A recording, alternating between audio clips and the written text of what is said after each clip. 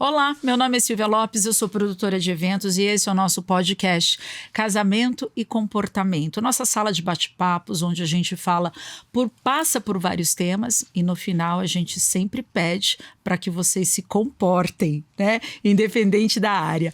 E hoje nós vamos falar de um tema muito importante que causa até uma certa preocupação. As carreiras e o futuro.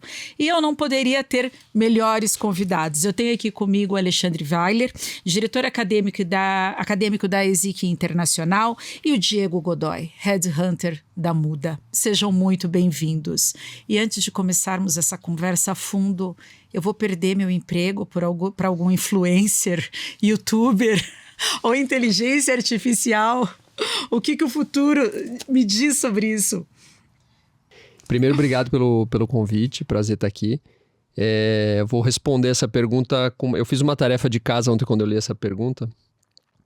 E o que eu penso é o seguinte, eu acho que a digitalização ela democratizou muitas coisas, né? Mas algumas coisas no mundo público, no mundo da comunicação, por exemplo. Então, se você pegar o comunicador mais bem pago da internet hoje é o Condzilla.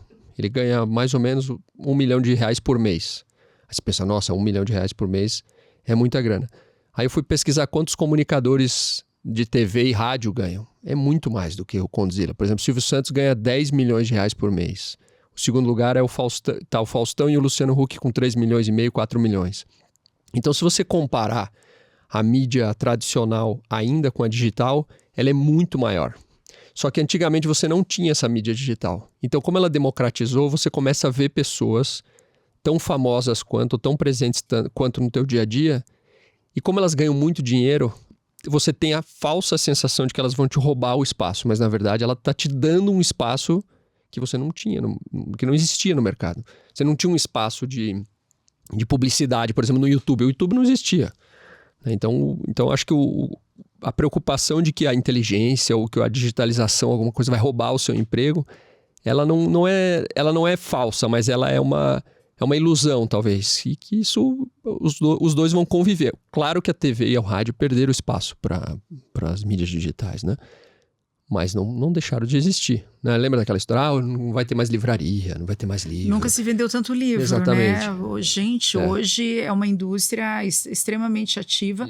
E parece que quanto mais digital ficamos, mais eu compro livros. Muitos eu não leio, mas a compra ela tem acontecido, É só você pensar que uma das maiores empresas digitais do mundo, a Amazon, começou vendendo livro. Exato. Né?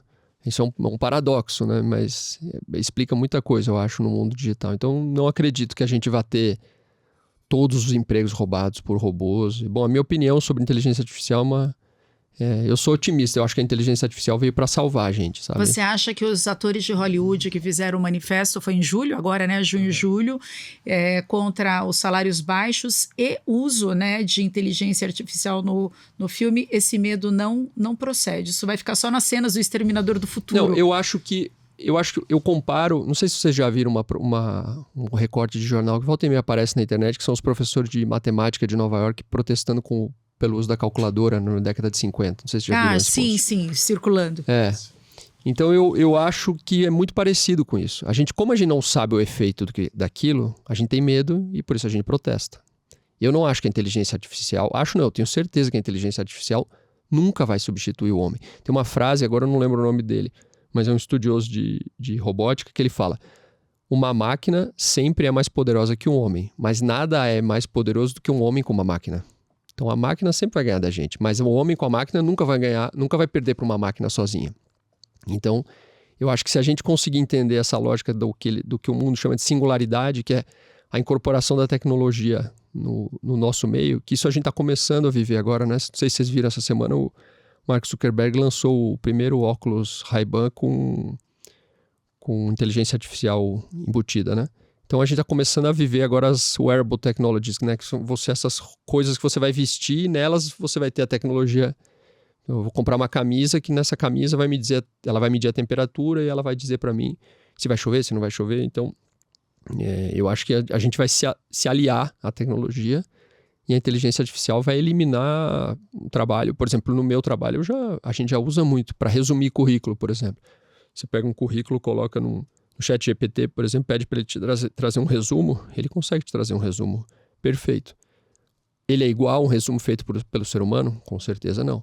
Mas depois de 100 currículos, com certeza o robô faz melhor do que o ser humano. Então, se eu conseguir aliar os dois, eu acho que ele funciona de uma maneira muito melhor, né? Então, muito mais otimizado, mais inteligente, a gente não faz o trabalho repetitivo. Isso, para mim, é... Só que, óbvio, você tem que qualificar as pessoas, né? Que é um outro ponto daí ainda desafiador, né? Que é o assunto do Alexandre. Que daí fomos todos lá para a ESIC daí nesse momento, exatamente, né? Vamos para a ESIC Internacional um pouquinho. Bom, entre inteligência artificial e social influencer ou youtuber, né? Quem perde emprego no meio do caminho, eu acredito até que é mais fácil a inteligência artificial tirar espaço de alguns youtubers e alguns social influencers do que o social influencer tirar o espaço de boa parte das pessoas que estão no mercado nesse momento. Até porque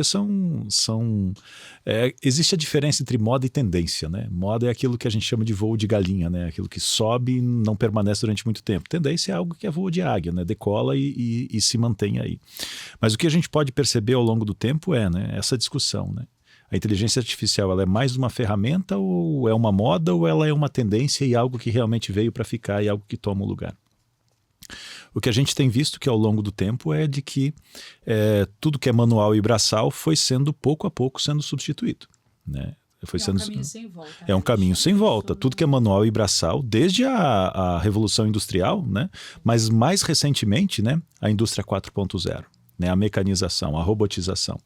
É só olhar que tudo que era manual, repito, ou braçal, mais uma vez, foi sendo substituído por isso. Agora, a média gerência que a gente fala, né, que são aquelas decisões repetitivas e etc., elas vieram sendo substituídas pouco a pouco justamente pelos algoritmos, pelos IRPs. Né?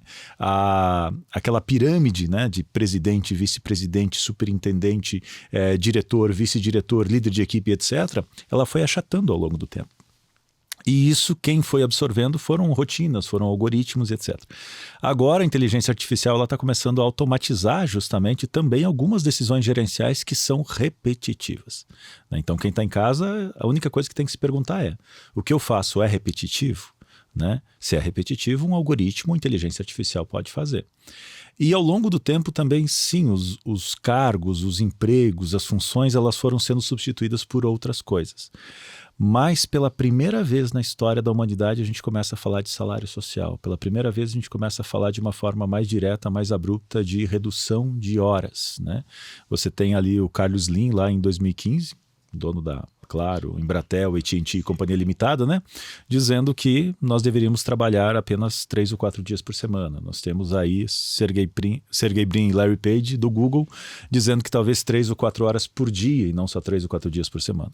Recentemente, Elon Musk lá não lembro agora se foi em Doha, no Catar, ou se foi nos Emirados Árabes, né?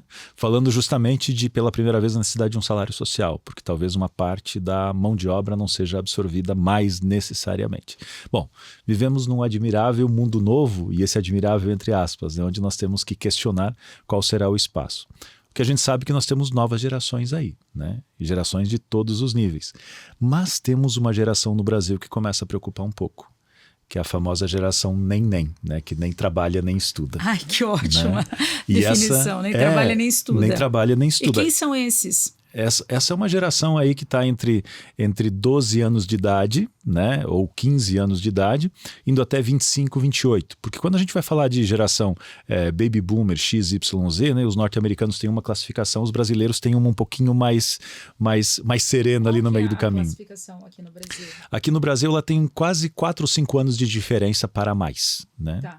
Então, mas no restante é igual. E o interessante é que, né, por trabalhar numa escola de negócio internacional, né, eu leciono e participo de eventos também em toda a América Latina, né, Chile, Argentina, Espanha também e Itália. E eu descobri lá que eles também têm generação ni trabalha ni estudia, né? Então eles têm exatamente um problema similar como o nosso. Então pela primeira vez, talvez também nós tenhamos um deslocamento dentro do mercado de trabalho. Hoje o índice de desemprego justamente dos mais jovens, ele está sendo gritante, né? E isso reflete um pouco essa atual realidade. Por quê? Porque antes os mais jovens eles encontravam rapidamente colocação no mercado de trabalho, justamente porque era uma mão de obra um pouco menos qualificada, portanto com custo menor. né, mais barata.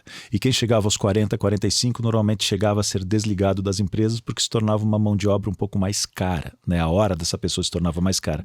E agora isso já não está mais acontecendo. Agora, por exemplo, essa mão de obra que ela é desligada, ela é o perfil do headhunter, Diego? Não necessariamente. Ou porque antigamente a gente, fazendo só um link ali com a fala do Alexandre, no meu período de vida corporativa, sempre o serviço do headhunter parecia que era direcionado a esses altos cargos. E agora a gente está tendo essa mudança, né, que o Alexandre está pontuando. A figura do headhunter vai existir, vai continuar existindo? Como que ele se adapta dentro desse cenário que o Alexandre traz para a gente? O termo headhunter é um termo, né, por ele ser em inglês, parece, como brinquei no começo, místico, né, uma coisa meio chique e tal. Na verdade, o headhunter não deixa de ser, o que ele é, um recrutador. Porque ele é caro, né? Também tem isso, né? É caro. Porque ele é caro, ele ficou chique. Mas o headhunter é um recrutador. Tá. Né? Então é uma pessoa que... O trabalho de recrutamento, eu sempre falo, é uma coisa muito simples. É achar uma vaga e achar uma pessoa que preenche essa vaga. Então, o trabalho em si do headhunter de 15 anos para cá, ele mudou completamente. Quando eu comecei para hoje, só para exemplificar, tem acho que uma coisa que mostra muito bem como mudou. Quando eu comecei a trabalhar com recrutamento, as pessoas mandavam currículo em papel, pelo correio. Eu recebia currículo em envelope. Isso faz 15 anos. Não estou falando de 200, 50, 15 anos atrás. E tinha uma área na empresa que eu trabalhava, que era uma área de seleção dos papéis. Então você recebia os documentos, essa pessoa recebia todos aqueles currículos e colocava, aqui é uma pilha de finanças, aqui é uma pilha de marketing, aqui é uma pilha de vendas, aqui é uma... E aí separava essas pilhas, colocava elas num malote, mandava elas para São Paulo na matriz, e lá em São Paulo tinha uma área chamada loading, que era transformar papel em dado. Então, você pegava aquele papel e transformava em dado de sistema, ia para um banco de dados. Nossa, a gente está falando de recente, 15 né? 15 anos. anos é 15 muito anos. pouco, é nada. Agora você imagina que essa pessoa que mandava o currículo, talvez ela tenha contratado alguém para fazer esse currículo, digitar o currículo para ela, né? Porque às vezes ela não tinha um computador em casa. Até a pessoa que imputava esse dado no sistema, elas não têm mais emprego, se você pensar. Eram empregos que existiam, que não existem mais. Exato, que é aquilo que o Alexandre estava falando, né? Que foi saindo. Mas o que aconteceu? Você migrou você teria que ter migrado essas pessoas dessas funções para outras funções. Porque você tem vagas no mercado hoje abertas que não tem gente suficientemente qualificada para ocupar. Por exemplo, qualificador no funil de vendas. Acho que é a vaga mais barata, mais baixa de salário hoje que você encontra numa área de vendas, que paga ali R$1.000, R$1.500 de salário, mais comissão, e que uma pessoa com 8 horas de treinamento ela consegue. Qualquer pessoa. Não estou falando um vendedor, não. Se eu, que nunca vendi, vou lá e faço um curso de 8 horas, eu aprendo a ser o qualificador, que é o SDR, que se chama. Você não tem. É uma escassez no mercado enorme. Por quê? Porque essa pessoa, quando ela é treinada para ser SDR, em pouquíssimo tempo ela se torna vendedor. Então você perde o SDR, mas você não tem gente se formando na mesma velocidade. Ao passo que você tem um monte de gente procurando no mercado de trabalho funções que não existem mais. O atraso desses 15 anos para cá, ou de 20, 30 anos para cá, ele ainda tem um residual. Ontem eu baixei um dado do IBGE, não sei se vocês viram que saiu ontem, uma comparação de 2012 com 2023 de salário. Então você tem ali quantos salários subiram ou diminuíram nos últimos anos, descontada a inflação. O salário que mais subiu foi o desenvolvedor de site, de web, né? Subiu 91% nos últimos 11 anos, descontada a inflação. O salário que é mais alto é o de médico, salário médio no Brasil, 18 mil e alguma coisa. Mas esse salário caiu 15% nos últimos 11 anos, certo? Então, se você, por exemplo, você pega engenheiros químicos, mecânicos, todos, e você compara com 10 anos, eles caíram 53%, 54% a remuneração. Tanto que virou um meme, né? Você assistiu um stand-up essa semana, daí ela pergunta, a personagem falou assim, você é engenheiro? Ela falou assim, o que você faz? Sou engenheira? Você é Uber. Tipo, tá tão gritante essa defasagem que virou um meme. Mas aí você tem um problema, que eu não acho que o problema seja ser engenheiro. O problema é a maneira como o engenheiro pensa, é isso que o Alexandre falou, como ele pensa no mercado de trabalho. Porque como que funcionava antes? Antes eu fazia faculdade, meu pai dizia, vai fazer engenharia que você vai ter futuro. Aí eu ia lá, estudava engenharia, aí o que eu fazia? Me formava em engenharia, conseguia um estágio, sei lá, numa multinacional aqui em Curitiba, tem a Bosch, a Renault, a Volvo. Eu passava num programa de estágio, aí eu era efetivado, virava engenheiro júnior. Aí virava engenheiro sênior, aí virava coordenador, aí virava gerente, virava diretor, me aposentava e morria. Essa era a minha carreira. Não existe mais isso, acabou. O engenheiro não acha mais isso, ele não tem mais esse espaço. Ele perdeu espaço para outras coisas, às vezes para uma máquina, às vezes para um programador, às vezes tem menos vaga. Então você não precisa de tanto engenheiro procurando aquele tipo de vaga.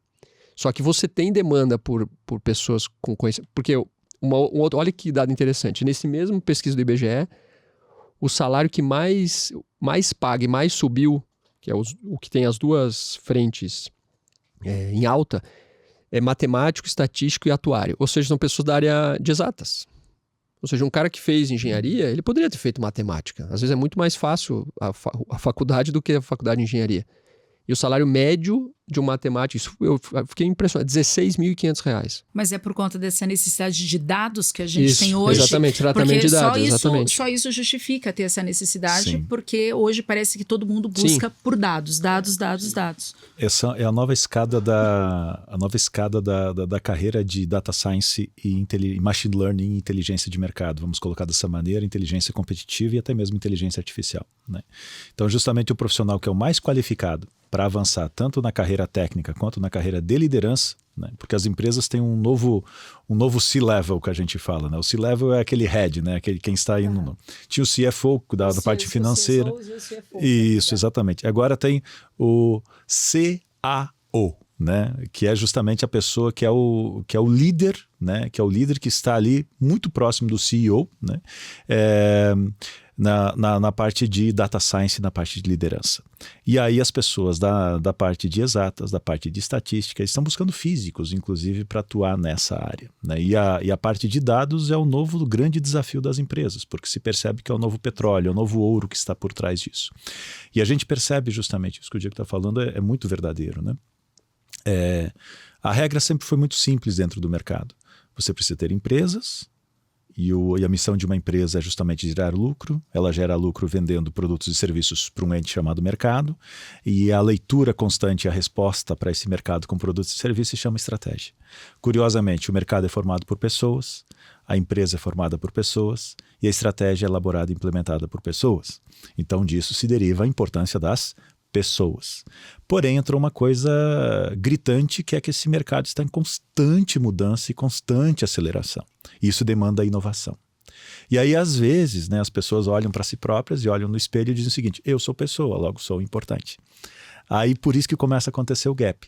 É preciso de um tipo muito específico de pessoa. É gente talentosa. E o que é gente talentosa? É aquela pessoa que se conecta com a necessidade do mercado de trabalho naquele momento. Então, na época dos nossos avós, dos nossos pais, eram 5 profissões praticamente, né? Era médico, dentista, engenheiro, advogado ou ser gerente do Banco do Brasil, né? Sim, o sonho de toda avó era que você não vai trabalhar no Banco do Brasil. Exato. A minha avó viveu esse sonho e meu Não pai viveu o sonho dessa carreira, dos filhos serem médicos, dele trabalhar, né, para que os filhos pudessem ser médicos ou advogados. Nem entra, na verdade, buga a cabeça deles quando qualquer escolha é diferente disso, porque eles acham que é um caminho ao fracasso. Não, o que essa pessoa vai fazer, né? Então, para essas gerações também é muito complicado entender essa tecnologia, né? Só que essa geração ainda também está no mercado de trabalho.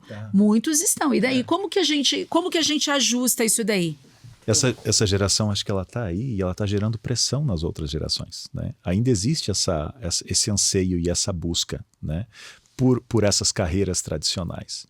E aí, normalmente, o engenheiro, às vezes, se ele segue a carreira tradicional, ele vai acabar dirigindo Uber, né?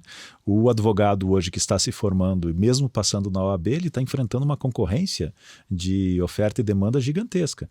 Os médicos estão começando a enfrentar isso também, e os dentistas já enfrentam isso há mais de uma década, né? Então, passou-se aquele período de relação causa e efeito. Passei no vestibular, né? Passei no vestibular de medicina, a família já coloca uma faixa na frente de casa, né? Já começa a escolher o terreno da mansão, já escolhe o SUV que vai comprar, porque sabe que o filho será milionário, né? Ou será bilionário, dependendo da situação. E essa relação causa e efeito ela não existe mais, né? Então, ser talentoso vai mudando ao longo do tempo, né? Não basta mais ser qualificado, é preciso ser competente ao longo do tempo, né? E isso, com certeza, o Diego consegue responder para a gente melhor. Mas daí entra uma questão. Dentro desse cenário, então, como que você seleciona o profissional para vaga quando a gente está falando de níveis mais altos? Qual a habilidade, então, que ele precisa? Porque vai muito também do olhar de como esse profissional consegue ver o futuro. Porque ele pode ter habilidades, mas se ele também ele não é visionário como profissional, ele também não colabora muito, porque está tudo mudando muito rápido. Então, eu acho, vamos por partes. A primeira coisa é a questão da demanda de mercado. Você tem demanda de mercado para engenheiro. O engenheiro não precisa virar Uber. Essa é a primeira coisa. Então, o que está acontecendo? Tá? O que acontece é o seguinte, existia um mercado abundante de demanda, muito fácil de encontrar. Que era aquilo que eu falava. Eu sei exatamente, eu me formo nisso e eu sei exatamente como isso vai me absorver. É o Banco do Brasil. Tá. Se eu me formar e eu passar no concurso do Banco do Brasil, minha vida está resolvida, certo? Não é mais certo. Então, o que eu tenho que fazer? Eu tenho que descobrir onde está essa nova demanda. Só que o que acontece agora, exatamente agora, de 15, 20 anos para cá, você teve uma quebra nisso, na demanda, na geração de demanda por mão de obra. Então, você não consegue mais entender de maneira lógica ou simples onde estão essas necessidades. Então, assim, vou dar agora um outro exemplo. Eu tenho um concunhado, e conheço várias pessoas que trabalham assim, eles trabalham numa modalidade chamada C-Level as a Service. E o que é o C-Level as a Service? Eu sou uma pessoa hiperqualificada que custo para uma empresa, sei lá, 40 mil reais de salário por mês. Ou seja, eu custo, dentro dos custos de CLT, 80 mil reais por mês, certo? Então, essa pessoa, ela vai chegar no mercado e ela não vai encontrar um emprego, dependendo da idade dela. Se ela tem 50, 55, ela não acha vaga mais. Isso é fato. O mercado é preconceituoso com idade. Toda vez que me perguntam, existe preconceito? Eu não tenho medo de dizer. Sim, tem muito preconceito. E aí, o que você faz? Você vira Uber? Não necessariamente. Porque essa pessoa tem um valor de conhecimento. Esse conhecimento não precisa ser jogado fora. O C-Level as a Service funciona da seguinte maneira. Eu tenho uma gama. No Brasil, você tem 70% das empresas são pequenas e médias. São empresas familiares, cuidadas por donos. Elas têm a necessidade de ter o conhecimento de um engenheiro, de um profissional de tecnologia, mas elas não têm dinheiro para pagar 40 mil reais por mês de salário CLT, 80 mil de custo, certo? Então, o que ela faz? Ela contrata essa pessoa por um tempo, por um projeto e fala, olha, se você resolver o problema da minha produtividade, que eu tenho, sei lá, um problema no custo. Esse, por exemplo, o meu concunhado é esse cara. Eu não consigo controlar custo. Eu vou lá, faço um mapeamento de processo, cobro dele 1/3 ou 1/5 do que essa pessoa ganharia por mês, resolvo o problema, depois de 3, 4, 5, 6 meses eu saio. É um contrato de prestação de serviço. Como se você contratasse, sei lá, um encanador, um eletricista. É a mesma lógica. Só que você está contratando. Você contrata horas, conhecimento. E conhecimento de alto valor agregado. E você tem demanda no mercado para isso. Só que o que acontece hoje? Nem a empresa sabe que pode contratar um profissional assim, nem o profissional que está desempregado sabe que tem uma empresa procurando essa pessoa. Ou seja, no meio você tem uma quebra de demanda e de oferta. Elas não conseguem se comunicar. Aí responde um pedaço da tua pergunta. O que o recrutador tem que fazer? Ele tem que identificar isso. Porque se eu ficar dizendo pro cara, olha, não adianta, cara, você querer pagar 15 mil para esse cara custa 40. Ele fala, 40 eu não tenho. Então, nem ele tem a pessoa, nem eu fecho a vaga, nem o profissional acha emprego. Então, o que eu tenho que dizer para ele? Tem que achar uma solução. Eu tenho que chegar no meio do caminho e dizer, olha, e se você contratasse essa pessoa por 3, 6, 7, 8, 9 meses? E a legislação permite isso. É uma solução, tá? E aí, essa coisa também da visão do futuro, que a pessoa tem que ter uma visão do futuro muito apurada e tal, eu concordo. Mas eu vejo que muitas das coisas se perdem no mercado hoje com essa ânsia de querer entender o que vai acontecer. Com medo, na verdade, né, Diego? Porque impacta diretamente essa ânsia do futuro, ela se reflete, nós queremos prover nossas famílias, queremos educar nossos filhos. Então, às vezes, quando a gente fala ânsia, parece que é algo gratuito, mas não. É um medo, né, do que está por vir, né, de você investir, por exemplo, na formação de um filho, uma educação caríssima e não ter esse retorno, não ver essa criança se formar e ela não ter mercado, ela não ter como trabalhar. Então, não vai ter do jeito que a gente educa hoje. Do jeito tradicional, eu acho que não Acabou. tem mais, né? Então, quando eu falo assim, né, do que vai ser o futuro, como que a gente prepara, porque eu tô no meio, né? Eu tô investindo numa geração que daqui a pouco vai para o mercado. A minha história profissional, ela tá traçada, né? Tem mais um tempo aí, mas ela já tá desenhada. Mas como que eu invisto no meu filho? Como que eu invisto na minha sobrinha? Como que eu preparo essa geração que tá vindo para ir para o mercado de trabalho? Será que vale eu bancar uma faculdade? Será? Porque o meu modelo de educação é muito tradicional. Meus pais juntavam as economias e funcionou. Investiram numa escola, numa escola diferenciada para nós, pagaram intercâmbios no exterior, bancaram as faculdades, ufa! Tô tranquilo, vão se manter. Não, mas o que a gente faz agora? Uma coisa que tem que tomar muito cuidado também é assim, descredibilizar a educação tradicional por completo. Isso também eu acho que é um erro muito grave. Que é um perigo também, isso agora, é um ponto que eu até coloquei aqui, porque agora não vamos quero mais fazer ensinar matemática, português para ninguém. Agora todo mundo é livre, as pessoas vão procurar conhecimento no Google, vai ficar tudo bem, as pessoas vão ficar ricas. Não é assim, porque o Elon Musk conseguiu. Cara, você não é o Elon Musk. Não é, tem um só. E assim, toda vez que falar o Steve Jobs, meu pai brincava que falava, para você falar do Steve Jobs, primeiro inventa o iPhone. Depois você fala do Steve Jobs. Frase, eu vou ter que pegar o Steve Jobs frase. é aquela coisa, como é? Começou na garagem. A garagem dele era do lado de Stanford. Então, assim, não era vamos cuidar do que a gente fala. Então, esse romantismo, né? Essas histórias românticas que a gente vê no YouTube, do 0 a 6 milhões. Tudo muito fácil, lúdico, muito rápido, né? Exatamente. Rápido. Sei. Que são as exceções, né? Eu acho que a regra hoje é assim, se tiver uma regra, a educação funciona, as escolas funcionam, as escolas devem servir para outras coisas que não serviam antes, por exemplo, educação social, eu saber como me relacionar com os outros. Por exemplo, um erro que eu vejo muito grave nas escolas ainda é aquela coisa do comando. Tem um comandante dizendo o que você tem que fazer. Agora é hora de você comer, agora é hora de você estudar, agora é hora de você relaxar. E aí essa pessoa sai para o mundo e não tem esse comandante.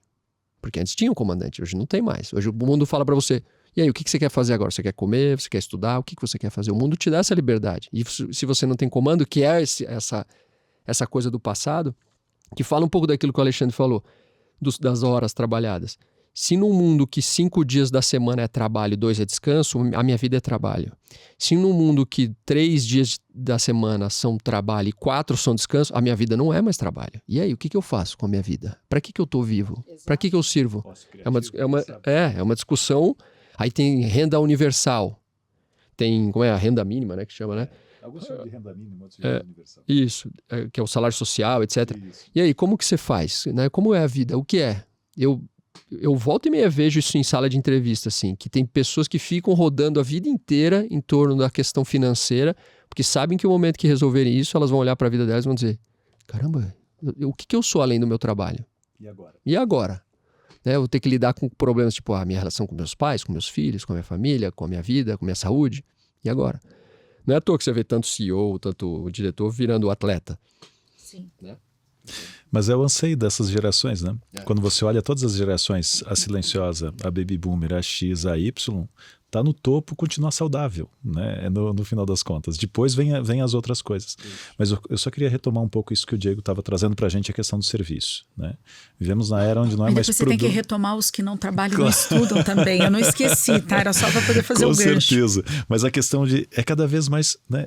Opa, eu não consigo pagar aquele profissional de 40 mil. Então eu pago 15 mil para ele, mas eu levo apenas algumas horas dessa pessoa.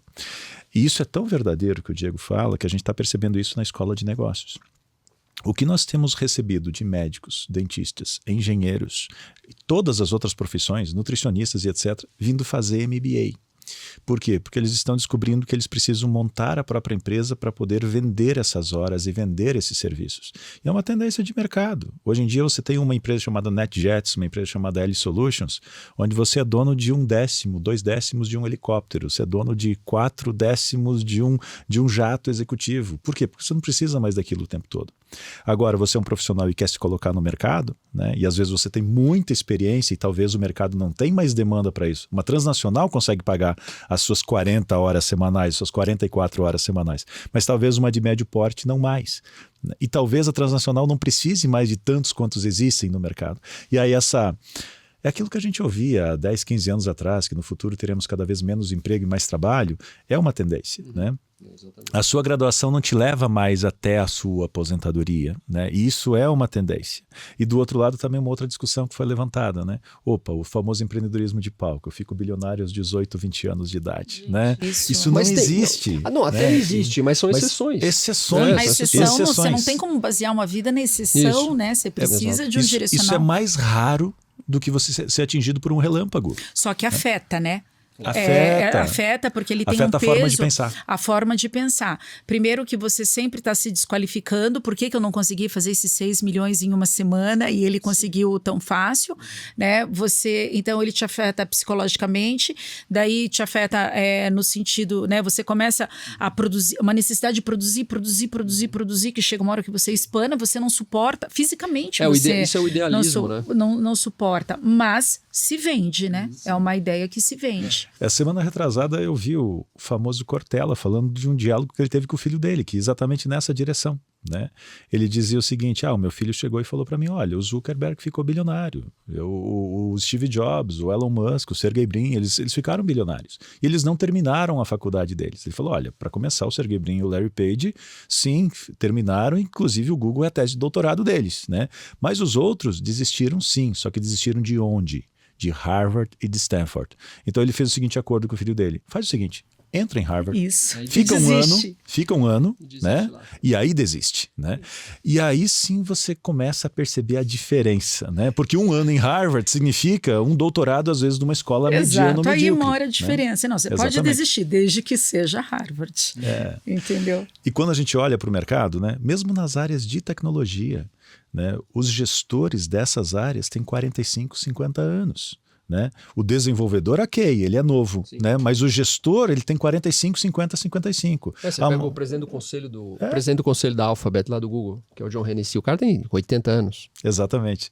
E o interessante é que a maior parte dos donos de unicórnios, né? São aquelas empresas que valem bilhão, né? São triple K que a gente fala, eles também estão nessa faixa de 45, já foram executivos de grandes empresas, já passaram por transnacionais, conheceram processos, conheceram o mercado, né? E já tiveram 2 ou 3 startups que quebraram, participaram de 60, 70 rodadas de investimento até conseguir avançar. O Airbnb participou de 76 rodadas de investimento até que ele conseguiu avançar. Não é a questão da visão, né, inocente da garagem que do dia para a noite aconteceu. Essas empresas de garagem, a gente brinca que são carne para o moedor, né? Em 2019, eu tive o prazer de ir para Boston, nos Estados Unidos, visitar Harvard, MIT, Babson, essas outras grandes faculdades. Mas talvez foi na Northwestern que eu vi realmente como o mercado funciona, porque eles são especialistas em venture capital, né? Ou seja, aquele capital que chega, investe e sai. Boa parte dessas empresas menores, elas fazem, na verdade, inovação de baixo custo, né? Porque elas geram justamente ideias bem inovadoras, elas recebem rodadas de investimento, geram uma inovação que é relevante e ela é acoplada por uma empresa maior, ou ela é descartada ao longo do tempo, né? Então é muito importante entender as regras do jogo. Tem uma frase muito interessante, né, que eu vi no livro do André Telles, inclusive, né, e que é extremamente relevante. Um abraço para o André, muito relevante.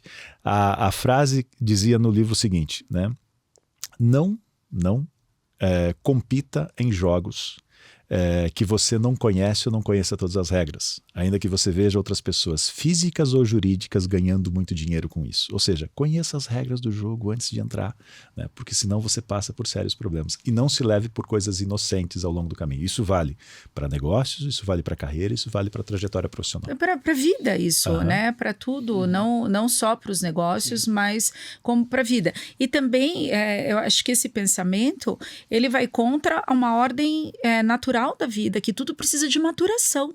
Né? Tudo se desenvolve, tudo cresce, não é assim, né? Só que se vende essa ideia e a gente está aí com uma geração, tendo que lidar com uma geração extremamente imediatista, que não consegue esperar que as coisas aconteçam, né? Parece que tudo é para ontem. Mas eu acho que a culpa é nossa. Por que você acha que a culpa é nossa? Porque a gente que criou isso na cabeça deles. Não foram eles que criaram sozinhos? Não, eu acho que a gente criou isso. Eu acho que eles criaram sozinhos. O mundo como ele é hoje, imediatista, assim, ninguém ganha ninguém ganha da própria geração. A minha filha não aprende a falar palavrão sozinho. É isso que eu quero dizer. Eu ensinei um palavrão para ela. Entendeu? Não foram os amigos da escola? Não, provavelmente não. Tá bom, Diego. Eu acredito que os amigos da escola ensinam, mas a gente reafirma esse comportamento, sabe? E a lógica do imediatismo, hoje eu acho... Porque como eu fico muito em sala de entrevista falando com gente, há muito tempo eu comecei a procurar filosofia, psicologia para entender, porque isso começou a me perturbar, sabe? Algumas coisas que eu ouvia e que eu via. E o idealismo... É uma doença, assim, é uma coisa que acompanha a humanidade desde que ela começou a pensar. E os meios de comunicação digitais, principalmente o Instagram, eles vivem do idealismo, eles vendem o idealismo. Então é o corpo perfeito, a vida perfeita, a viagem perfeita, o sorriso perfeito, os filtros, né? As pessoas ficando iguais os filtros, com as cirurgias plásticas. A gente não suporta mais ver a nossa imagem sem filtro. Exatamente. A gente olha e fala assim, eu quero andar com o celular no rosto. Isso. Porque a minha imagem natural, para a mulher isso é mais pesado. Exatamente. Tá? Isso tem um peso social bem mais complicado para nós. Mas parece que a gente não somos mais aquela pessoa do natural. Parece que eu sou só aquela pessoa do filtro. Isso Mas eu acho que o peso social do homem é outro. O peso social do homem é do sucesso. Esse é do idealismo. Sucesso, sim. Entendeu? Do dinheiro, do sustento, do macho, do que não chora. Isso voltou. A gente está falando de um valor que talvez teria sido superado ali na década de 50, 60. Superado ou ressignificado? Eu acho que superado, porque se você tem um projeto de vida e você sabe que você pode chorar, que você pode ser fraco, mas em detrimento de alguma coisa que você está colocando na tua vida como projeto, como objetivo, ok. Né? Agora, eu ser perfeito é impossível, mas o idealismo trouxe isso para a nossa vida de novo de uma forma avassaladora. Eu acho que isso criou um problema. Eu penso assim, a geração Z, que é a última, é a última, né? Agora. Alfa. Antes da Alfa. Eu pedi para o Alexandre situar a gente. Eu acho que a sempre Z, confundo. A Z foi a pior, foi a mais atingida por isso. A Z, qual que é a faixa etária? A Z, aqui no Brasil se diz que é nascidos a partir do ano 2000, né? 2001, mas a classificação norte-americana é 95, 96. E aí você tem essas pessoas... Então, a geração Z, que hoje está no mercado de trabalho, eu acho que sofre muito com isso. A Alfa já vai viver uma vida sabendo que isso não é factível. Porque os pais vão ensinar para essas crianças, provavelmente, dizendo, olha, isso aqui não funciona, meu filho. Não adianta você querer ser o Elon Musk, porque você não vai ser. Talvez seja, né? Se tudo der certo, mas não é o que você não precisa ser isso para ser feliz. Você pode ter menos do que isso. Hoje existe até um culto ao mais simples, se você pensar. A gente está voltando a algumas coisas às origens, né? A comer de maneira mais artesanal. É um resgate. Isso. Então, por isso que eu acho que a culpa é nossa. Nossa, dos nossos pais, das gerações anteriores, que a gente foi acelerando depois da Segunda Guerra Mundial, tentando deixar o mundo menos agressivo, menos cruel. Só que a gente trouxe um outro tipo de crueldade, que é a crueldade do idealismo, da perfeição, da felicidade eterna, todos os momentos são mágicos, né? O Instagram é uma coisa surreal, né? Se eu não postei, eu não vivi. É isso que você falou, se eu não postei, eu não vivi. Se eu não postei, eu não vivi. Se eu não coloquei uma foto insinuada desse copo, isso. Não Isso, não existiu. Pode ser só mais uma água, não existiu. Não existiu, Eu brinco Sim. que são fotos lindas de uma vida de mentira. Verdade. Né? Não, Fotos e lindas de uma vida de mentira. antigamente as pessoas brincavam, né, que o nosso grau de infelicidade ele era diretamente proporcional ao número de revistas que a gente assinava. Então, se você assinasse não é verdade? Gente, tive assinatura de Né? revista, isso revela Então, muita claro, coisa. se você assinava Casa Cláudia, né, depois da terceira, quarta edição, sua casa era um casebre. Se você assinava Quatro Rodas, depois da terceira, quarta edição, seu carro já não servia. Se assinasse Pais e Filhos, então, meu Deus do céu, sempre tinha um psicólogo dizendo que você não estava fazendo certo. E assinava você SA e Exame, né, aquelas pessoas, né, com aquela Gente, foto assim capa única, de você né? SA. Aí não sei, tem a você SA ainda? As duas As existem ainda, duas, né? gente, É bem diferente, mas ainda existe, né? é porque eu lembro dessas falas. Nossa, a Exato. capa da você Isso. SA. Então, e o interessante é que isso veio para as redes sociais. Porque agora todo mundo não depende mais de um editor, de um periódico para te colocar naquele recorte, aquele momento único de sucesso seu, né? Mas a todo momento tem alguém postando uma roupa melhor do que a sua, um prato melhor do que o seu, uma viagem e você indo trabalhar. Então, esse grau de infelicidade, né, ele é diretamente proporcional ao número de horas hoje que você passa dentro das redes sociais. E o quanto que você não trabalha o seu psicológico em relação a isso. Só que você também precisa da rede social Precisa. para fomentar a sua vida profissional. Tá aí o LinkedIn. Tá aí o Que é LinkedIn. outro lugar que, gente, é tão nocivo quanto, me desculpe, o Instagram. Às vezes até pior, porque daí ali tá, a qualificação tá explícita. No Instagram ela tá oculta, né? Você só imagina. Mas na hora que o LinkedIn tem esse mesmo papel hoje na nossa vida. Eu trabalho dentro do LinkedIn, né? Eu passo o dia no LinkedIn, porque eu procuro candidato, a minha vida é o LinkedIn. Mudou completamente o mercado de recrutamento depois. Só que eu vivo o LinkedIn por trás. A gente trabalha numa ferramenta que é como se fosse o back-end do LinkedIn, chama LinkedIn Recruiter Professional, que é você não vê o feed de notificações. Mas óbvio que eu escrevo todo dia no LinkedIn há 5 anos. Eu acho que ali tem muita... O Diego foi Top Voice Top da Voice, LinkedIn em 2021, né? Isso, 2021, é. E ali tem um problema que é isso aí, é o idealismo também. Mas você, sabe, eu acho que uma coisa é isso que o Alexandre falou, é você ter capacidade de conseguir discernir o que é real e o que é autopromoção. E o nós que é... temos isso? A gente consegue hoje, sendo bombardeados como somos? Porque até, vou te dar o exemplo do LinkedIn, né, que é mais corporativo. Até as fotos são muito pensadas, tudo é muito estudado, as frases, o LinkedIn a postagem do LinkedIn é muito mais estudada até do que talvez o Instagram. Eu acho que depende de quem você segue também, né? Tem isso. Você pode o feed é construído por você, né? Mas eu acho que sim, tem como. Óbvio que não é todo mundo que tem acesso a isso, mas com psicoterapia e análise, psicanálise, você consegue resolver. Outras habilidades precisam ser desenvolvidas para poder... Sim, você tem que ter inteligência emocional, senão você não lida com isso. É um bombardeio de tudo. De tudo. Eu acho que é uma coisa muito sedutora, sabe? A rede social, ela seduz você o tempo inteiro. Você querer mais. E você não se pergunta, eu quero mesmo? Será que é isso que eu quero? É uma pergunta que eu faço sempre pro meu sócio isso. A gente quer isso mesmo? A gente quer crescer mesmo? A gente quer investir nisso? É uma coisa que a gente tem esse desejo ou a gente tá fazendo isso porque, sei lá, o concorrente fez? Eles disseram que era importante. Sei lá, a gente foi num evento e o cara subiu no palco e convenceu a gente que a gente tem que crescer 300% ano que vem. Aí a gente faz uma conta e fala, cara, é viável, a gente pode crescer 300%. Vamos crescer? Vamos. Aí você contrata, sofre, cresce. Daí, você queria aquilo? Às vezes você nem queria, Às vezes você nem queria. Entende? Eu acho que aí é uma ferramenta. O autoconhecimento é uma coisa que é imprescindível hoje. Até para você crescer na carreira hoje sem autoconhecimento, você não consegue. Uma hora você explode, não tem jeito. Não, espana. Mas dentro desse cenário, então, outras habilidades agora precisam ser desenvolvidas, né? Porque antigamente era tudo muito técnico, habilidade técnica. E agora a gente vê esse peso das habilidades emocionais, psicológicas, de convívio mesmo. Porque eu percebo que alguns comportamentos... Eu já fui do mercado corporativo.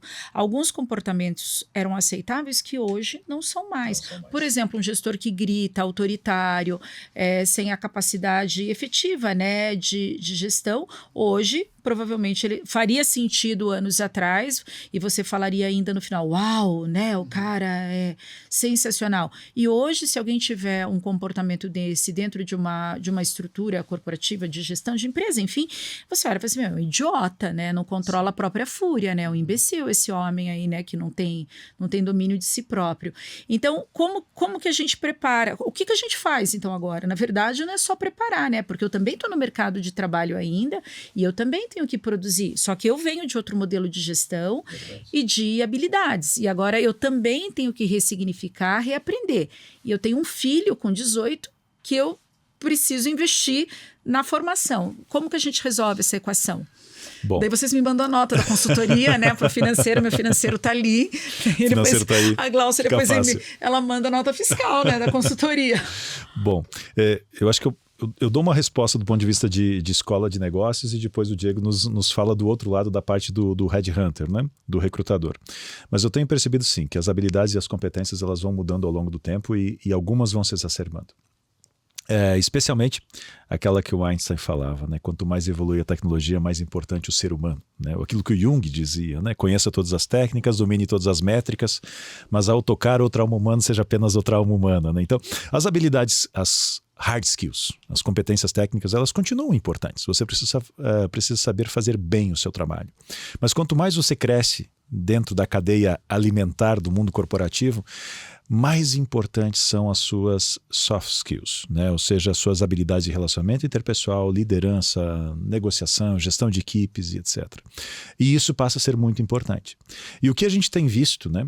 Porque ali a gente, na ISIC Internacional, né, tanto no Brasil quanto na China, nos Estados Unidos, na Europa, a gente trabalha com desde a graduação, mas a gente pega também o cara de um MBA full-time, de um International MBA que passa em todos os mercados, né? E claro, cada país tem suas próprias particularidades. Mas o que a gente tem percebido é de que justamente a coerência também é extremamente importante.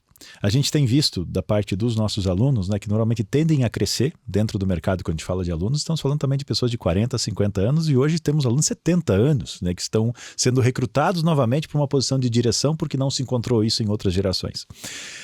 Mas normalmente se pede a coerência. Porque por mais que a rede social ela traz um mundo maquiado, né, a gente tem percebido que as empresas, na hora de recrutar, elas buscam coerência entre aquilo que a pessoa fala e aquilo que a pessoa faz e aquilo que ela é capaz de realizar e a trajetória que ela tem. Hoje, boa parte dos nossos alunos, a gente percebeu, eles crescem rapidamente aqueles que são coerentes entre todos esses âmbitos distintos que tem. Porque a gente deixa uma série de rastros digitais, né, no ambiente digital e a gente deixa uma série de rastros profissionais. E as empresas elas estão começando a distinguir muito bem algumas coisas, né? Uma delas é progresso, distingue progresso de movimento. Não basta apenas se movimentar muito, é importante progredir na direção correta, né? Não basta apenas ser uma pessoa intensamente ocupada, é preciso ser uma pessoa intensamente produtiva, né? E não basta ser supostamente competente, mas você às vezes não é competente, você apenas tem uma coleção de vícios que você colecionou ao longo do tempo. Então, essa questão da coerência, ela passa a ser extremamente importante, junto com o saber fazer, querer fazer, a questão cultural, ética que você tem embarcada dentro de você e as suas habilidades de relacionamento interpessoal. Hoje eu tenho uma filha de 10 anos e uma de 5, né? E eu tenho os mesmos receios e os mesmos almejos que você com seu filho de 18, né? Poxa vida, como prepará-los, né? O que a gente sabe é que efetivamente a carreira ela mudou ao longo do tempo. Antes a carreira ela era linear, né? Hoje em dia nós temos as carreiras em Y, as carreiras em W, as carreiras matriciais, né? Nós temos inclusive as carreiras laterais que a gente fala e as exponenciais, né? Então temos sim um admirável mundo novo, um mundo de possibilidades e hoje em dia quanto mais você aprende, mais coerente você é, mais focado em resultados, né? Inclusive na hora de recrutar a gente tem percebido, né? Tem sido contratados às vezes não aqueles profissionais que têm o currículo mais gordo, mas sim aqueles que se conectam muito mais com as necessidades da empresa naquele momento, aqueles que conseguem mostrar para o recrutador que eles conseguem chegar nessa empresa, trazer coisas novas e ao mesmo tempo somar com a cultura que já existe dentro daquele ambiente, né? Isso que nós temos visto do lado da escola de negócios, né? Acredito que o Diego consegue trazer a outra visão para a gente também. Ficou mais difícil então, Diego. O que? Recrutar? Recrutar e se enquadrar. Ser alguma coisa na vida, né? E ser alguma, sim, porque antes a fórmula era muito mais simples para ser alguém na vida. E agora ela está muito mais ampla, muito mais complexa. Como eu falei no começo, eu sou otimista. Eu acho que eu tenho a sensação que melhorou. Eu não acho que piorou. Eu acho que a gente tem mais liberdade hoje. Hoje existem mais formas de trabalho, mais simples. Até o próprio, sabe, quando esses dias alguém me falou do Uber, eu falo, até o próprio Uber. Eu acho que o Uber, ele abriu portas para uma mão de obra que era completamente descartada no mercado hoje. Essas pessoas, óbvio, tem os problemas trabalhistas, etc. Né? Não estou diminuindo isso. Mas o Uber foi uma solução que foi dada para muitas pessoas. Algumas pessoas sobrevivem se não existisse Uber, não sei como essas pessoas viveriam hoje, né? Mas voltando para a lógica de quem tem a oportunidade de procurar, de investir em educação ou formação, concordo plenamente com a coerência. Uma coisa que eu vejo que é muito importante é investir em comunicação, a maneira como você se comunica. Não só escrita e verbal, mas como você se porta, como você se veste, se você sabe onde você está. Eu vejo que isso é um problema gravíssimo. Falta de entendimento do ambiente, sabe? Por exemplo, uma pessoa... Você falou que você trabalhou em companhia aérea, né? Sim. Eu volta e meia vejo, por exemplo, um comissário. Essas pessoas, elas têm que ter uma preparação de inteligência emocional maior do que talvez um presidente da república. Porque assim, chegam aquelas pessoas extremamente irritadas, mal educadas, tratando todo mundo mal. E essa pessoa tem que ter uma postura de manter calma, fazer o procedimento padrão e fazer o avião fechar a porta e decolar. Eu fico olhando aquilo e falo, gente, eu não seria nunca essa pessoa. Não aguentaria 10 pessoas gritando Você sabe que comigo. a gente tem um meme interno, né? Que a gente fala assim, o avião caindo e a gente sempre sorrindo. Que é o sorriso da aeromoça, né? Que a gente sorri branco, né? Fica aí, tipo, mal sabe o que tá passando dentro. Mas exatamente. Então eu acho que sabe, essa maneira de você saber onde você tá e do lado do passageiro também, sabe? Conseguir respeitar as normas Eu acho que isso é um problema gravíssimo que tem no mundo, talvez pós-pandemia. Eu acho que as pessoas estão muito mais irritadas do que elas eram antes. Eu vou te contar que elas sempre foram irritadas. As pessoas são bem irritadas. Porque, assim, no avião, assim, foi uma excelente escola para mim, porque antes eu ir para a carreira corporativa, e acho que o meu sucesso na corporativa foi pelos 10 anos de aviação.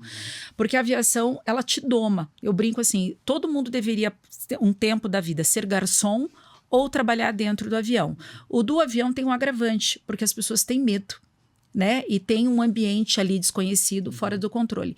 E a gente fica impressionada com as situações que a gente se depara, porque eu não fiquei um ano, né? Eu fiquei quase uma década de pessoas que têm altas posições ou altos cargos se comportando como uma criança chorando, uma criança pirracenta, né? Eu peguei a transição do cigarro. Nossa, a do cigarro, nós temos um momento célebre de uma vez que um comandante parou o avião no meio do caminho, literalmente, saiu do aeroporto, parou no aeroporto do meio, para vir a Polícia Federal, porque a pessoa se recusava a apagar o cigarro. Né? Então, quando brinca, a gente trabalha em evento, e é engraçado que hoje eu sinto em evento a mesma coisa, porque em evento a gente lida com grupos diferentes, de faixas etárias diferentes, de poder aquisitivo diferente. E às vezes, diante de uma negativa, diante de uma adversidade, as pessoas se comportam de forma completamente desequilibrada. Sim. E de coisas pequenas. Simples, né? Exatamente. Sabe? De coisas muito simples, não de coisas grandes. Né? Elas perderam o senso de... Elas não sabem mais se comportar. Mas então, eu acho que esse é um papel da educação. A educação não tem isso em alguns momentos. Mas essa não é a educação da casa. Isso, exatamente. Essa é a educação da casa, né? Aí é que eu acho, Silvia, é isso que eu falo. Eu acho que a gente tem que investir em conhecimento técnico, tem que dar para essas... Eu tenho uma filha de 10 que vai fazer 11 também. Mesma idade da filha do Alexandre. Filha, né? Que você tem? Sim. Do Alexandre. Então, assim, o que eu vejo? E você deve... investir em educação técnica, hard skills, como ele falou. Ensinar inglês, se a pessoa quer estudar matemática, ela vai estudar matemática, se ela quiser fazer engenharia, ela vai fazer engenharia, se ela quiser ser médico, vai ser médico. Mas essa parte anterior, que é a parte que o robô não vai fazer. Porque o momento em que o robô ele for mais educado do que eu numa função, eu vou colocar um robô, porque eu não quero mais ter incômodo com o ser humano, entende? Então, ou o ser humano ele se comporta de uma maneira inteligente emocionalmente, ou ele vai ser substituído pelo robô nessas funções também. E aí, qual que é o problema? Aí, mesmo que o robô faça um trabalho pior do que o ser humano, ele vai ganhar do ser humano. Porque ele é mais inteligente emocionalmente do que o... Olha que absurdo isso. né? E daí acho que vem um desafio também para as escolas, Pras escolas, né? Porque exatamente. a escola é uma preparação dupla, né? Uhum. Eu tive uma situação com a escola do meu filho anos atrás, quando ele era menor, que a professora chamou e disse para nós que ele não aprendia matemática e que eu tinha que colaborar nessa. Eu que não sei, somos 2 mais 2 dá 5, tá? Então eu falei, olha, eu entendo que essa não é minha resposta. Não, porque ele está indo mal, enfim. E foi um embate muito pesado das coisas que ela... da forma como ela conversou comigo enquanto pedagoga da escola, a professora também na sala. Na hora que ela terminou de explanar, eu falei assim, meu filho fala palavrão? Não, o Rafael não fala palavrão. Eu falei, que bom. Eu falei, o Rafael tem amigos? Ela falou, tem, ele tem os amigos. Os amigos esperam o Rafael na hora do intervalo, se o Rafael estiver atrasado? Sim, eles esperam o Rafael. Em algum momento na sala, o meu filho desrespeitou o professor? Ela falou assim, ou falou para vocês, desrespeitou algum de vocês? Não, de forma alguma. Meu filho ele tem um temperamento muito comedido. Um pouco é mérito nosso, mas tem o talento dele também. Falei assim, não, bem, então eu estou cumprindo as minhas obrigações. Quem está falhando em ensinar matemática é você, resolva esse problema. Porque eu acho que também tem uma confusão do que são as habilidades que nós temos que trazer em casa para os nossos filhos e preparar, e a habilidade da escola. Porque eu acho muito equivocado quando a escola quer que eu ensine matemática, né, sendo que eu estou pagando, né, e ela não reconhece que meu filho está chegando dentro do ambiente escolar com as aptidões que sim, eu, concordo. Como mãe, ou como pais, né, porque é um trabalho duplo ali, estamos habilitando ele, né? Então, na época foi um embate feio, assim, né? E agora a gente parece que volta nessa discussão, porque parece que as pessoas não estão sabendo se comportar de novo. Eu acho que tem essa confusão do que é da escola e do que é do pai e da mãe, sim. Eu acho que é uma confusão grande. Mas eu acho que a gente tem que dar possibilidade para, sabe, se você tem a chance de dar, isso que você falou da companhia aérea, por exemplo, eu tive a chance de trabalhar também como garçom, como atendente. Eu acho que você tem se você dá essa oportunidade para um jovem, para qualquer pessoa, né? Não precisa ser jovem também, de abrir o horizonte, dela ver outras coisas, dela ver que o mundo é muito maior do que o que ela conhece. Isso eu acho que é uma coisa, tem muito mais valor do que talvez você aprender matemática, num mundo como é o mundo hoje, né? Então, eu acho que se você conseguir prover a possibilidade dessa pessoa se entender, ela saber quem ela é, e além do mundo que ela vive ali, da escola, dos pais, etc., e ela sofrer como o mundo responde a ela, porque não tem escola melhor, né? Eu dizer alguma coisa para o mundo e o mundo me responder, e eu não tenho para quem chorar, para quem reclamar, eu tenho que lidar com aquilo. Essa é a melhor escola do mundo. Só que quando eu tomo uma posição de eu sou o presidente da empresa tal e eu acho que o mundo tem que se curvar a mim, faltou alguma coisa nessa educação, concorda? Faltou alguma coisa. Eu foquei muito no hard skill e esqueci do soft skill, que é um problema do mundo. Talvez estou das melhores escolas, mas é uma pessoa intragável, não tem como se lidar com ela. Aí a máquina faz um trabalho melhor. Quando você compara ser humano com máquina, né? E o meu berço foi tecnologia e lá eu aprendi, né? Lá no doutorado, que quando você compara ser humano com máquina, a máquina ela tende a ganhar em várias situações. Ela tende a ser mais precisa do que o ser humano. Ela tende a fazer mais rápido. Ela não cansa, né? Ela não cansa. Não reclama. E, obviamente, por isso ela faz com menos custo e, às vezes, com mais qualidade. Então, é quase 5-0. Mas quando a gente compara a questão da genialidade, da inovação, da criatividade, ou seja, aquilo que é intrínseco do ser humano, aí o ser humano tende a vencer. E aí eu sempre digo o seguinte, para o futuro, né, olhando para os nossos filhos e para qualquer outra situação, temos que resgatar aquilo que é a essência nossa. E como educar os nossos filhos quanto a isso? Com certeza, é resgatar o lado humano deles, né? Porque existe um embate constante, né? Qual é o papel da escola, qual é o papel dos filhos? O que a gente pode entender que justamente né? Tem uma máxima que está sendo repetida constantemente em todas as redes sociais que diz o seguinte, né? Tempos difíceis geram pessoas fortes. E isso viveu, né? Vivemos na Guerra Fria, vivemos lá na Segunda Guerra Mundial, por isso que Baby Boomer, X e Y tem isso, né? Então, tempos difíceis geram pessoas mais fortes. E essas pessoas geram tempos melhores. Só que se nós não cuidarmos, esses tempos melhores geram pessoas mais fracas, né? De caráter, de espírito e de outras coisas mais. E essas pessoas fracas irão gerar tempos difíceis novamente. Então nós estamos neste momento de inflexão. eu percebo, entre as gerações que nós temos. Mas a gente está criando uma geração mais fraca? Então, pela primeira vez, né, possivelmente, acabou de ser lançado, acabou não, faz 3 anos que foi lançado um livro de um filósofo francês e sociólogo também, que passou por N pesquisas no MIT, né, na Chicago University, que diz que pela primeira vez nós possivelmente teremos uma geração com QI inferior ao dos seus pais. E, claro, ele culpabiliza fortemente as telas, o uso intensivo de tecnologia, né, dizendo que isso afeta a neuroplasticidade do cérebro, que isso reduz as interações sociais, isso reduz o nosso contato familiar, né, isso tira o foco, tira os momentos de atenção das novas gerações e, claro, né, culpa também um pouco de agrotóxicos, poluição e etc., mas ele coloca justamente essa situação. E aí você começa a olhar algumas realidades e dados e números, né? Como o Diego citava muito bem, a gente sempre tem que olhar os números. Nesse exato momento nós temos 25% dos países, e especialmente países de primeiro mundo, lá já com legislação no setor educacional, tirando telas de dentro do ambiente educacional. E isso é muito importante a gente olhar, porque há 4, 5 anos atrás, todas as escolas e faculdades no Brasil que quisessem dizer que elas eram conectadas, que elas eram inovadoras, elas colocavam a foto de uma criança com aquele óculos de imersão 3D, ou colocavam ela usando um tablet ou um celular. E agora nós temos Holanda, França, países nórdicos e uma série de outros países já proibindo o uso de telas em sala de aula até os 12 anos de idade. Nós temos Taiwan, que é onde se fazem a maior parte dos processadores, a TSMC é de lá, né? Taiwan proibindo os pais e multando os pais, multa em torno de uns R$4.300 hoje, o equivalente da moeda deles, se o filho usa mais do que 30 minutos de tecnologia durante o dia, de forma continuada. Aí já veio para o ambiente familiar. A China está indo no mesmo caminho também. Tem limite de tempo de videogame, né? Sim, sim. Aí eu me pergunto, né? Aí eu me pergunto, o que eles sabem que a gente não sabe, né?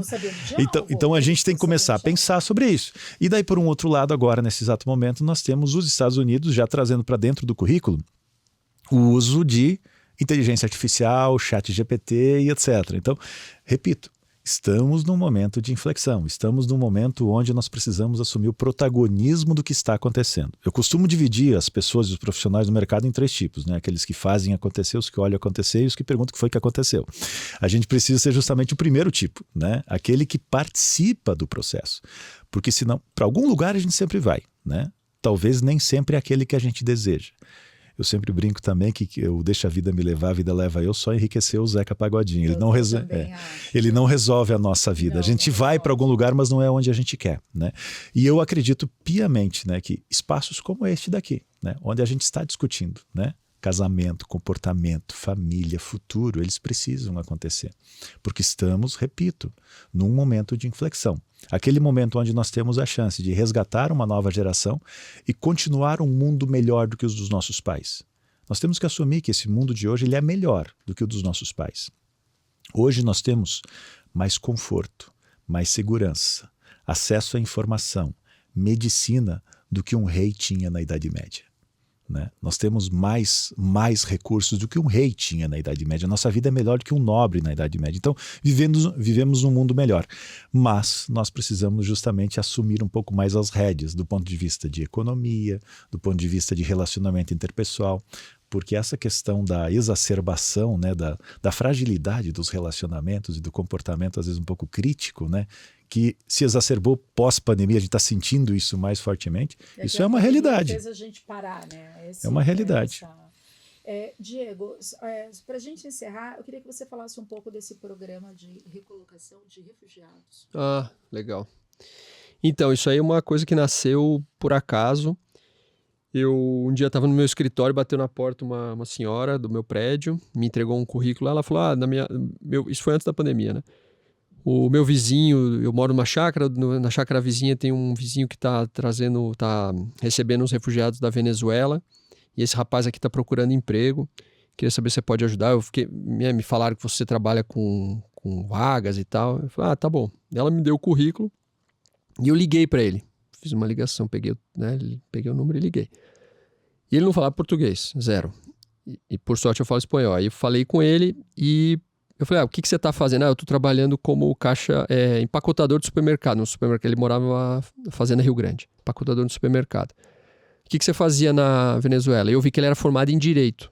O que você fazia na Venezuela? Na Venezuela eu tinha tipo uma lan house dentro da faculdade, de 2 faculdades.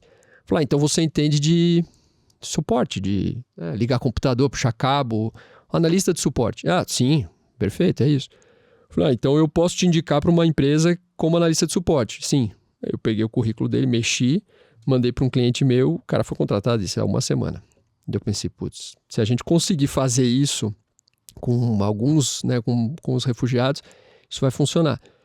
E aí, vou resumir aqui, porque é uma história muito longa, mas no fim das contas eu me aproximei muito da Caritas, que é uma organização da Igreja Católica, que eu não conhecia, e da Pastoral do Imigrante, e depois de um tempo a gente se inscreveu para um programa da ONU, que é dentro do Acnur, que é a agência da ONU para refugiados, e a gente foi reconhecido como uma iniciativa oficial do Acnur. E como que funciona o trabalho? A gente hoje tem uma base de voluntários, essas pessoas recebem esses currículos, ligam para esses refugiados e entrevistam eles e colocam eles no banco de dados público. É uma planilha, uma pasta do Google Workspace, que fica aberta, você tem lá separado por algumas pastas, né? E quem fala português, quem não fala. Mas a gente faz uma seleção também de que momento esse refugiado está. Então, se esse refugiado está procurando emprego, mas ele não tem onde morar, então ele precisa ser tratado pela pastoral antes. Que esse foi um problema que eu me deparei. Chegava lá, você está procurando emprego? Sim, eu estou procurando emprego, mas eu não tenho roupa de frio. Falava, nossa, o problema do cara é muito anterior ao trabalho. Ou eu não tenho o que comer, ou eu não tenho gás, ou eu não tenho onde morar, sei lá, o meu filho está doente. Então, o que eu fazia com esse problema, né? E aí, no meio do caminho, eu conheci muita gente legal, né? Assim, tive contato com pessoas... Não sei se vocês já conheceram, até uma pessoa legal para você trazer aqui para entrevistar, onde a Miriam Tonkaj, já ouviu falar nela? Que é uma refugiada da Síria. Já ouviu falar nela? Já, eu sei quem é. Ela é casada com um refugiado venezuelano. Eles são 2 refugiados casados no Brasil, que se encontraram no Brasil.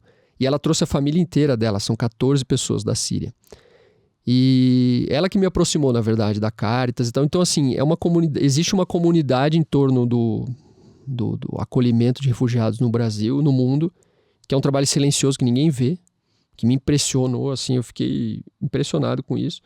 E aí a gente criou essa organização. Como eu tenho conhecimento na área de recrutamento, eu ajudei a criar o sistema para isso fazer. Mas tem uma pessoa hoje que é a Marluce, que é um anjo que apareceu pra gente, que é uma pessoa aposentada, acho que ela é funcionária da prefeitura, é aposentada. E ela é a pessoa que coordena toda essa triagem, tanto do momento que o refugiado está, quanto do direcionamento para trabalho. Então a minha esposa, por exemplo, tem restaurante. Ela já teve 3 ou 4 funcionários venezuelanos lá que trabalharam com ela. E é muito legal, é um trabalho, assim, é uma coisa que me preenche em outras, sabe, eu tinha feito trabalho voluntário no passado, mas isso hoje me ocupa de um jeito muito, assim, é muito positivo, sabe, uma coisa que eu sinto que eu estou deixando alguma coisa no mundo e tal. E quem quiser participar do programa de voluntariado, é só me procurar. É um trabalho legal, dá trabalho, mas se você dedicar... Tanto que o projeto chama 1%, né? A gente fala que se você dedicar 1% do teu tempo na vida para um refugiado, você salva uma vida. Então, se alguém quiser dedicar 1% do seu tempo, a gente está aceitando sempre voluntário, sempre precisa. A gente pedir para colocar o Instagram, tanto do Alexandre quanto dele, para ficar... Pra acessar. Ótimo, assim, falar comigo. A gente acaba conversando sim. Pelo Instagram, né? Sim. Silvia, eu acho muito interessante o depoimento do Diego, né? O quão importante é a gente olhar para quem está do nosso lado, né? Eu trabalho na ESIC Internacional, uma escola de negócios de origem europeia, super qualificada, de N maneiras. E aqui no Brasil é o único campus dos 14 que tem no mundo, né? Europa, China e Estados Unidos. Esse aqui é o único que é filantrópico. E aí, tive uma realidade parecida com a do Diego também, e nos deparamos com uma realidade, talvez aí não no caso de pessoas que vieram de fora, mas pessoas do nosso próprio país, né? Que venham a se somar, porque existe uma importância muito grande de resgatarmos essas pessoas, porque quanto mais a gente trabalha isso, diminui drasticamente a taxa de violência e outras coisas mais. Mas havíamos sido convidados para dar uma palestra sobre carreira, sobre futuro, numa escola pública, e no mesmo dia, assim, 2 realidades bateram forte na gente. A primeira delas na hora que a gente perguntava para as crianças, né, quem de vocês vai fazer Enem? 1 quarto só levantava a mão. E eles têm a chance justamente de, pelo ProUni, entrar numa instituição de ensino superior de extrema qualidade, né? Hoje na ESIC Internacional a gente tem 20% de ociosidade das vagas de ProUni porque as pessoas não se interessam, e a chance de elas terem um diploma internacional, que pode significar ela chegar numa carreira de gerência ou de direção na metade do tempo, às vezes, em relação a outras pessoas. Mas apenas 1 quarto erguia a mão, né? E aí me deu aquela vontade de perguntar por quê para eles, mas logo na sequência uma outra menina também ergueu a mão dizendo o seguinte: olha, eu tô querendo fazer o ProUni sim, mas talvez agora para fazer um técnico talvez um técnico. Eu falei, não, mas o técnico você não precisa. Falei, não, é porque eu passei em mecatrônica na Federal, mas eu acho que aquilo não é para mim, né? Eu acho que aquele ambiente não é para mim. Ela seria a primeira pessoa da família dela que teria ensino superior, um curso que provavelmente na época alçaria ela um ganho onde ela poderia ser o arrimo da família, mas ela achava que aquilo não era para ela, né? A síndrome da lagartixa, que talvez nunca vai chegar a jacaré. A síndrome da Gabriela: eu nasci assim, eu cresci assim, eu vou ser sempre assim. Sim, o ambiente fala para ela que... O ambiente diz para ela que ela não pode, né? Exatamente. E aí surgiu justamente a necessidade de talvez a gente resgatar essas pessoas um pouco mais, né? Então, fica esse apelo para as pessoas, né? Se você tem tempo disponível, né, vá, visita uma escola pública, vá justamente, trabalhe um pouco mais essas pessoas, porque às vezes só precisa de alguém interferindo nesse ambiente, dizendo para a pessoa que ela consegue, apoiando a pessoa nesse sentido. Claro, você não vai conseguir resgatar todas as pessoas, mas cada pessoa resgatada, cada pessoa incentivada, cada pessoa direcionada, às vezes você traz dignidade não só para ela, né, mas para o esposo dela, para o cônjuge dela, para a família que ela tem. Com certeza. Com certeza. O olhar tem que ser mais macro sobre com essas certeza. situações. Que não é você está resolvendo a vida de uma pessoa, é todo o ambiente que está envolvido, né? Você pega o Brasil, por exemplo, na história do refugiado, se a gente olhar aqui nessa sala, todo mundo é neto ou bisneto de imigrante. Todo mundo. Então, assim, hoje eu estou fazendo por uma família o que alguém fez pela minha família há 3, 4 gerações, quando chegou no Brasil, né? Então, ou a gente faz ou ninguém vai fazer, ou sei lá, o que o Brasil vai ser daqui a 3, 4 gerações. A gente não vai estar aqui para ver, né? Mas eu acho que é uma coisa que dá para você se colocar nesse lugar, né? Se você se coloca ali e fala, cara, será que eu não devo isso para o mundo? Esse foi o meu sentimento, na verdade, na hora que eu vi aquilo acontecer ali. Eu tive esse insight na hora, eu falei, nossa. Importante. Muito importante. Diego, Alexandre, que conversa perturbadora, maravilhosamente perturbadora, né? Porque a gente sai reflexivo, pensando, reavaliando, e eu acho que essa é uma das vantagens dessa vida tecnológica agora, né? De mais pessoas, porque tipo, é uma conversa que a gente posta e que daqui a pouco tem acesso a 500, 1000 e você vai levando as pessoas à reflexão. Então, isso foi maravilhoso. Obrigada por disporem o tempo, por essa troca, e todo mundo, comporte-se, né, gente? Comporte-se. Porque o Red Hunter tá falando que vocês não estão se comportando. É verdade. O Alexandre tá dizendo, principalmente gente. No avião, né? E no avião, Comportem-se. se comportem, tratem bem o comissário e a comissária, tá? É muito feio, gente mal educada. No avião e na vida, Na né? vida, né? Eu fiz uma brincadeira. Vida, No avião fica mais claro que você tá colado na pessoa. Porque no avião fica colado e você tem uma plateia, isso. Então tem mais uma galera te desaprovando, mas na vida, acima de tudo, comportem-se. Obrigada. Obrigado a vocês. Obrigado.